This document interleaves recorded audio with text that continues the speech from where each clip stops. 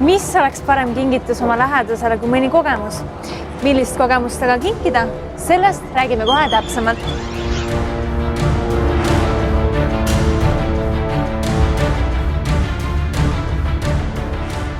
Me oleme Ülemiste keskuses ja kingitus.ee poe ees.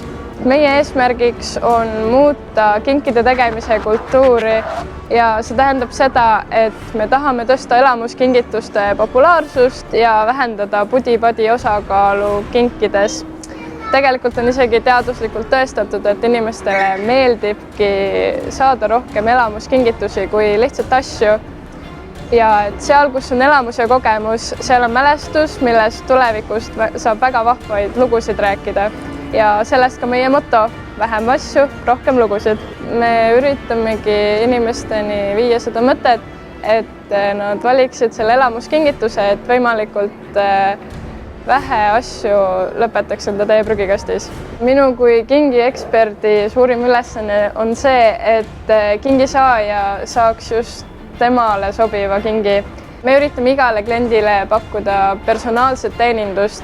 Sellist asja ei ole olemas nagu parim kingitus isadele, sellepärast et kõik isad on erinevad ja nendel on erinevad huvid.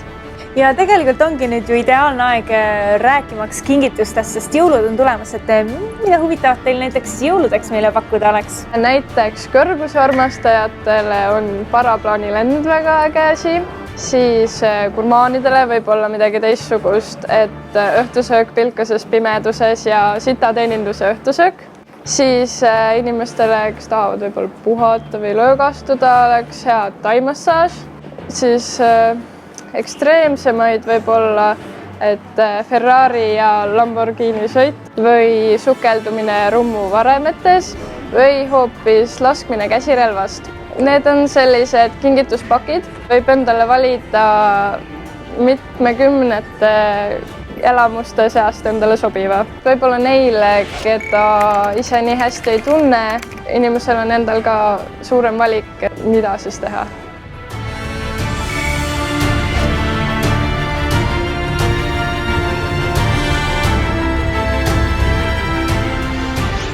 Mina sain nüüd küll mitu kingitust valitud, mis kindlasti ka käiku lähevad.